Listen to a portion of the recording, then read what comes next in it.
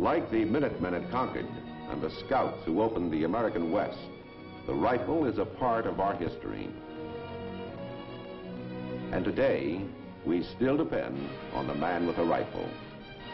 For despite artillery, tanks, rockets, and even more sophisticated weapons, the rifleman is still king on the battlefield. It is he who must slug it out at close quarters with the enemy, take and hold ground, and ultimately destroy him and his will to fight. Ever since the rifle was introduced in the American colonies, it has played an important role as a hunting weapon and a weapon of war. The first native American rifle was the so-called Kentucky rifle, made by German gunsmiths in Lancaster, Pennsylvania in 1728. It was designed as a hunting weapon for the frontier, and when farmers and hunters answered the call to arms in the defense of their liberties in 1775, many a militiaman brought his own rifle. Men and rifles. That is the big picture story today.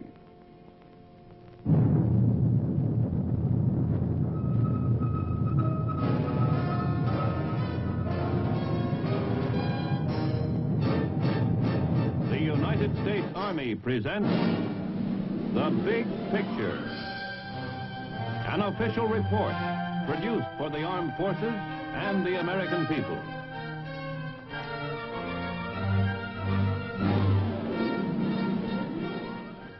Here it is, the old Kentucky rifle. Muzzle loaded, with bullets wrapped in tallow-soaked patches to ensure a perfect barrel fit. Flintlock ignited, single shot. Both its effective range, which was over 300 yards, and its accuracy far exceeded that of Brown Bess, the standard smooth-bore infantry weapon of the British Redcoats. The Kentucky rifle was the ideal guerrilla weapon of its day. Shoot and scoot, but it took a long time to reload. Although the basic principle of a rifle is still the same, the step from this old ballistic masterpiece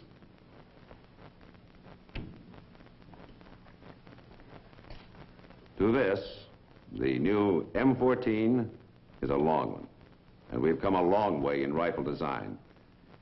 The M14 is lightweight, gas-operated, magazine-fed, and designed for semi-automatic and full automatic fire. At the automatic setting, its cyclic rate of fire is 750 rounds per minute. The M14 rifle is scheduled to become the standard weapon of the American infantryman. In this age of sophisticated weaponry, we sometimes tend to forget that the infantryman is still the undisputed backbone of the Army. Whether in large-scale warfare or in the tense and dangerous world of the guerrilla fighter, it is always the man with a rifle who has the last word. Everything depends on him. A rifle, like any other weapon, is only as good as the man who uses it. Properly trained and employed, the rifleman is, in effect, the ultimate weapon.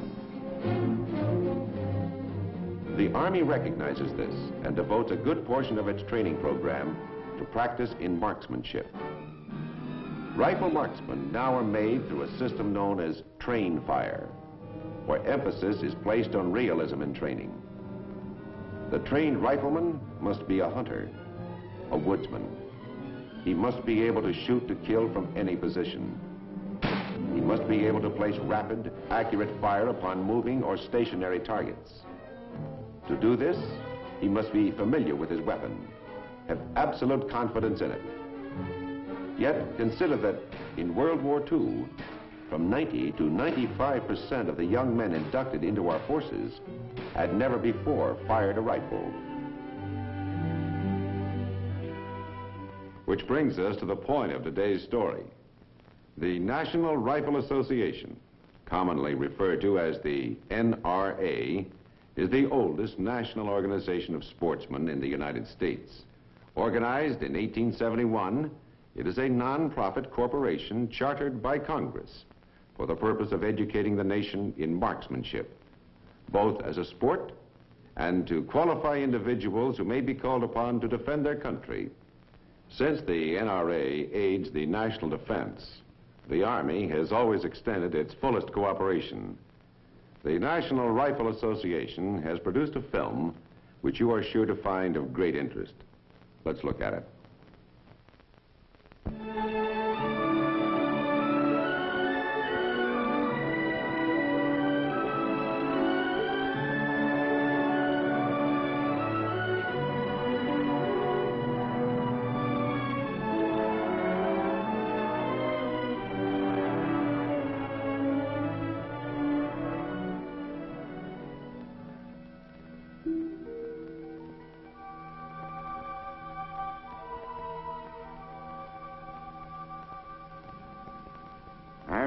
Folks are wondering why an old Kentucky rifle like me is being toted around the Capitol.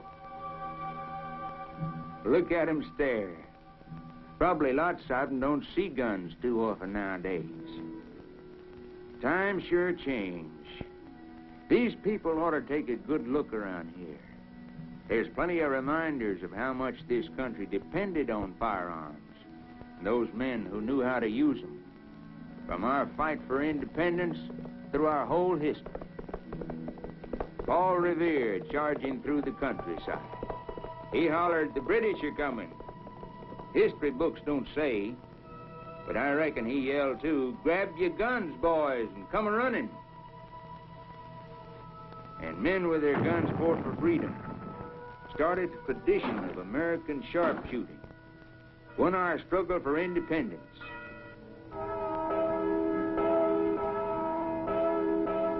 Made it possible for our representatives to write some good rules for all of us in the Constitution. Yep, they mention fellers like me, too, in the Bill of Rights. No one ever forgot me during those early days. I went along all the way. Nope, we weren't curiosities then. We were part of the family. Provided food. Solved some problems. Brought law and order where there wasn't any.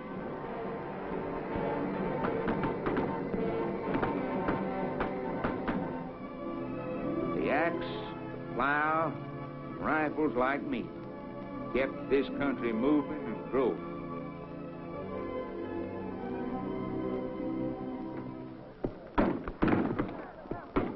We had our growing pains too, and more of my relatives saw action. 1861, to preserve the Union.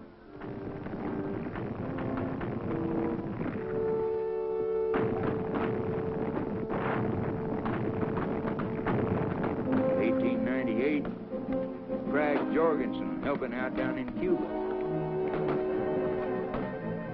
1917, doughboys digging bolts on Springfields. 1941, M1s in World War II in Korea. Now the new boys called M14s. 150 years we've kept company with the folks, building, protecting, preserving peace and freedom. It wasn't fun, but it was necessary. Still is. Me? Well, I became part of a gun collection. Made me wonder, sitting on that rack, what do guns mean to folks like you now?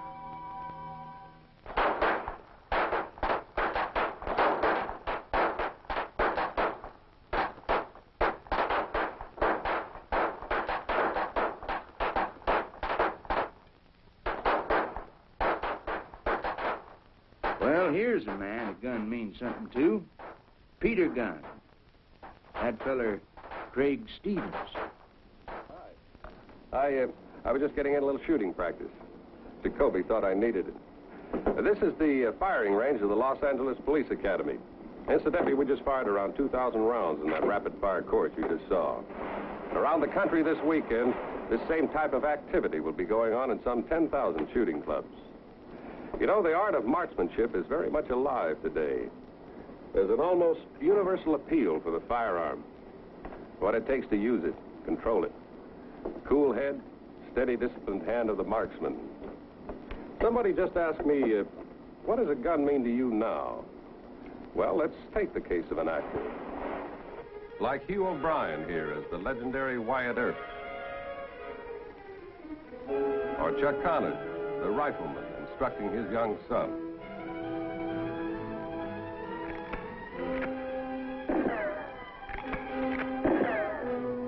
Or Audie Murphy fighting off the outlaws.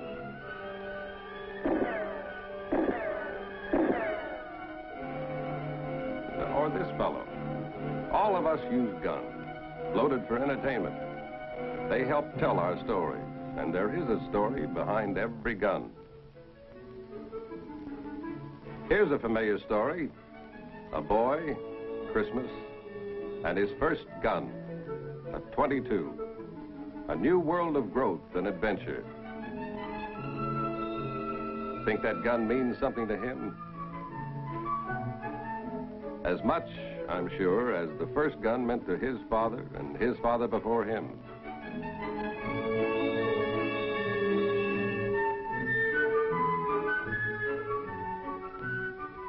And for Mother, well, this doesn't seem like a good idea. But Dad sees something else. Open country and warm with bonds of father and son.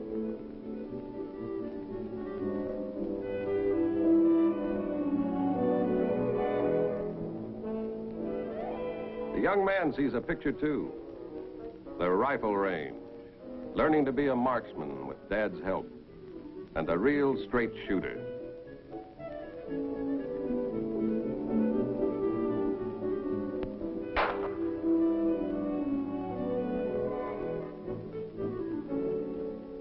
The fact that shooting is a great popular family sport today, that a high level of marksmanship is maintained, and that a continuous program of training and education is carried forth, is the result of the work of the National Rifle Association.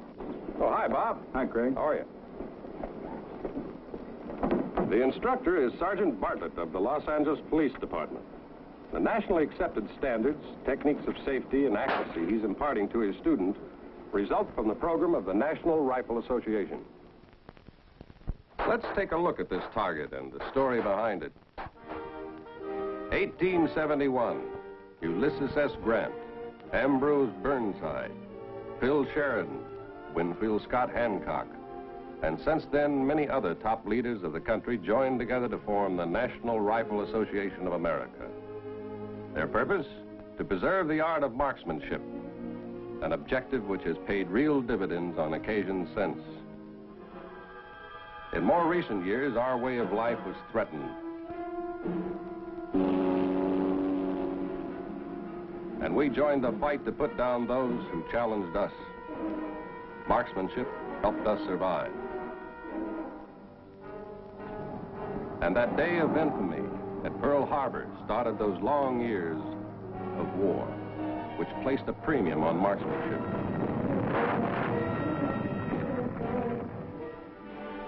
We shot our way to victory on the battlefield with the rifleman, the sharpshooter, playing a key role. Today, the carefully controlled safety measures and procedures of an American shooting club may seem far removed from the Lusitania, World War I, Pearl Harbor, or the Red Hordes of Korea. But the standards for shooting, competitive scoring, and the genuine thrill of participation stem from those early beginnings of NRA and from the tradition of American marksmanship it fosters today. The NRA maintains this program in cooperation with the National Board for the Promotion of Rifle Practice in Washington. where today our top military men, like General Limnitzer, emphasize its value.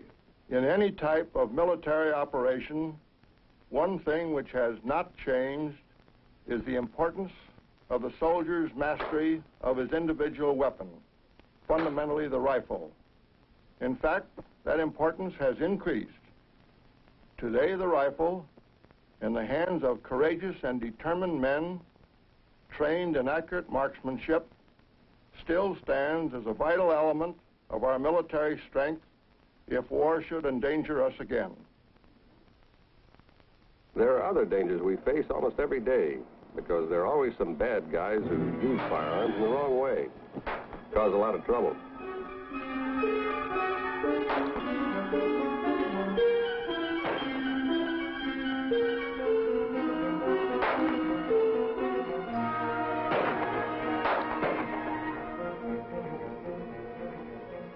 Our uniformed, skilled police force constantly combat these lawless elements. And there are others who are just careless, dangerous, irresponsible. Both the careless and the lawless hurt the law-abiding shooter and sportsman, because someone always says there ought to be a law.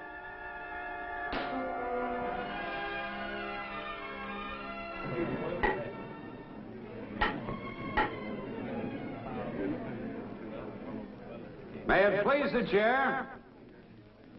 The chair recognizes the representative from the 16th District. Mr. Speaker, I have here a bill for the registration of firearms.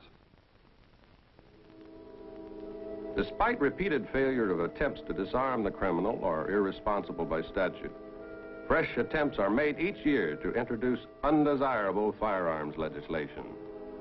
Registration will not keep guns out of the hands of lawless and undesirable persons. It tends instead to prevent the use of firearms altogether. In Great Britain, gun legislation of this kind almost brought disaster. The time, 1940. The British Army after Dunkirk facing a terrifying shortage of arms, while the citizens of the valiant nation threatened with imminent invasion from Hitler's forces dug entrenchments in the cities and fields. There were only a few thousand rifles in all of Britain. The British arms industry, virtually legislated into oblivion in peace years, could not supply the needs. 10 Downing Street urgently requested aid from the White House. America responded and sent shiploads of arms to the embattled British and helped turn the tide. But anti-gun laws in Britain had brought the nation to the brink of defeat. To outlaw firearms because they're occasionally misused is like outlawing automobiles for the same reason. It's not this car, it's the careless driver whose foot presses this pedal. That is the object of legislation which tells him not to speed.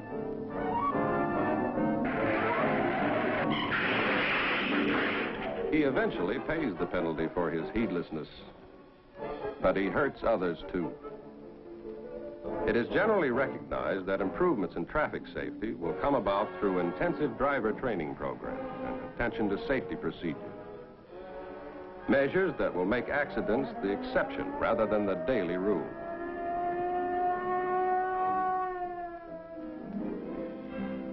Training is just as important to shooting. The gun, like the automobile, needs an operator who knows how to handle the hardware. The National Rifle Association has made possible the training of thousands of instructors. There are over 40,000 NRA instructors in the United States. They teach the novices. They provide the careful and close supervision you can see everywhere in evidence at the hundreds of NRA shooting meets held every year.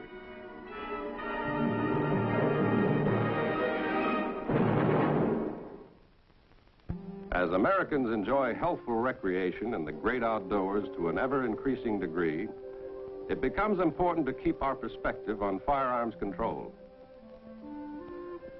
Why punish the millions of hunters who each year escape the crush and pressures of the cities to realize the thrills of shooting in the open field?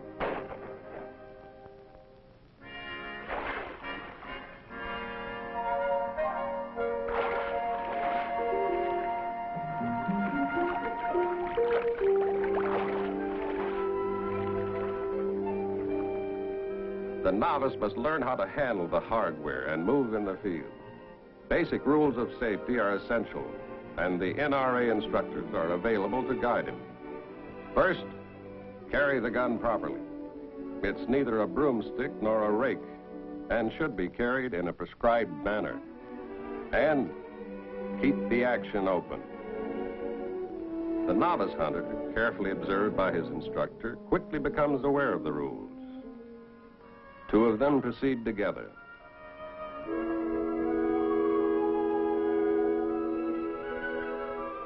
Don't point the gun at anything except the target. And be sure of your target.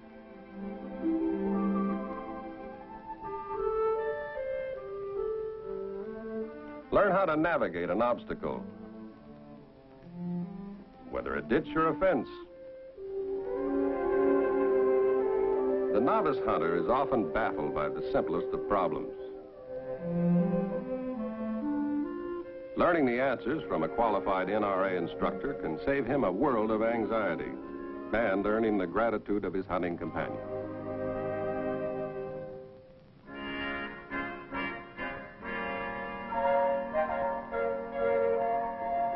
Today, there are some 17 million hunters in the nation, and the NRA program provides for all of them the opportunity to learn and be safe. NRA's hunting safety courses are required in the majority of the states before issuance of hunting licenses.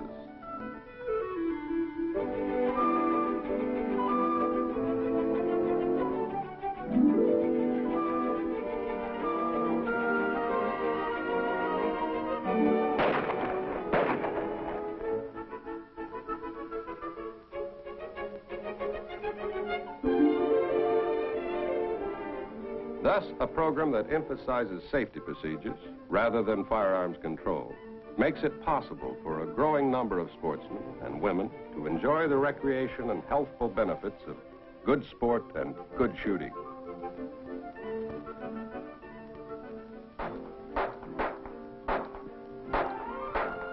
Similarly, some 10,000 shooting clubs in the United States are affiliated with the National Rifle Association.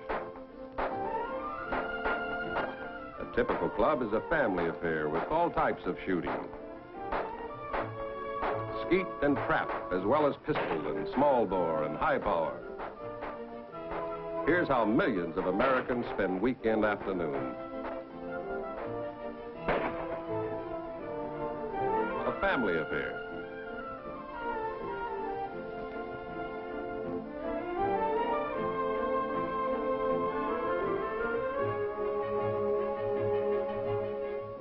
And even for the one member of the family who seemed to disapprove at first, well, Mother, too, now a regular weekend shooter, is part of the team.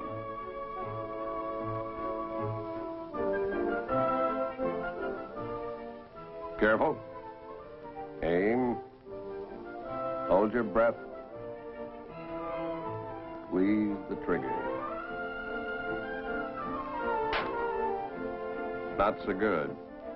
With expert coaching from Dad, you'll someday be a first-class marksman. And it's not whether you win or lose, it's how you hold your mouth.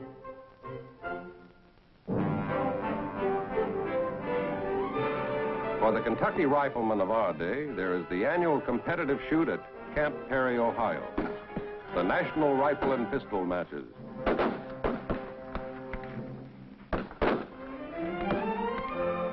Here's the World Series of Shooters, where the armed forces and civilian shooters, representing every state in the Union, meet once a year to shoot for the top trophies.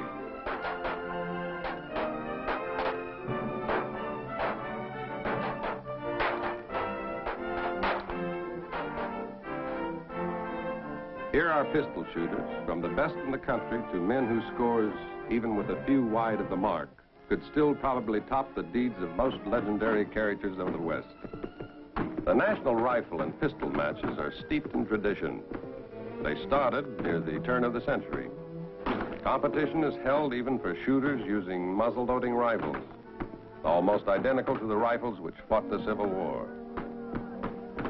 In competition, that is a pageant as well as a contest, the blue and the gray once again match riflemen.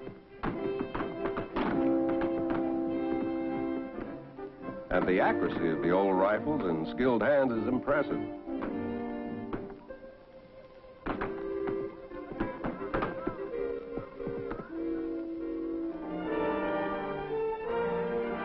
Camp Perry is an international competition as well. Shooters from many lands compete as individuals and teams for the honor of top marksmen. For a month or more along Lake Erie, from sunup till the end of daylight, the crackle of rifle and pistol fire echoes along the shores where Commodore Perry won a historic naval engagement in the years when the nation was young.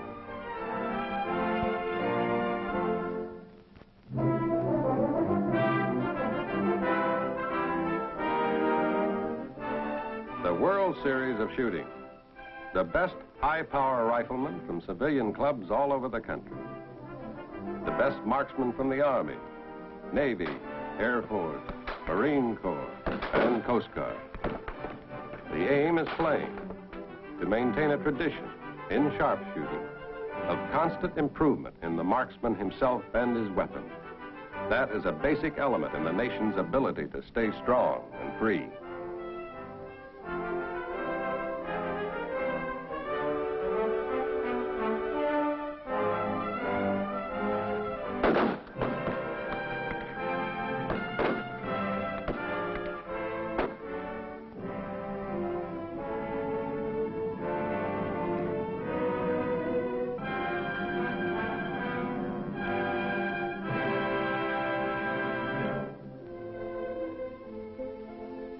To stand up as a winner represents a signal honor to civilian shooter and armed forces alike.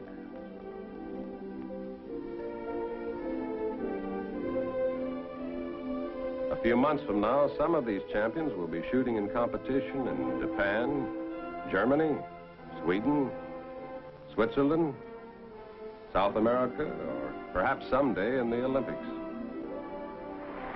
To win a gold medal is good for you and good for Uncle Sam. The trophies are among many the NRA makes available throughout the year to civilian clubs and for individual members to display. A trip to Camp Perry is a chance to see pageantry and skill, an unforgettable experience. The right to bear arms in defense of our country is one of the obligations and privileges of free men. While preparing for that privilege, rifle marksmanship is also a sport which helps develop healthy minds. Self-discipline, initiative, and team spirit, in themselves all valuable qualities and objectives, whether in peace or war. Your Army stands in full accord with these objectives and will continue its active cooperation with the National Rifle Association. The Big Picture is an official report for the armed forces and the American people. Produced by the Army Pictorial Center. Presented by the Department of the Army in cooperation with this station.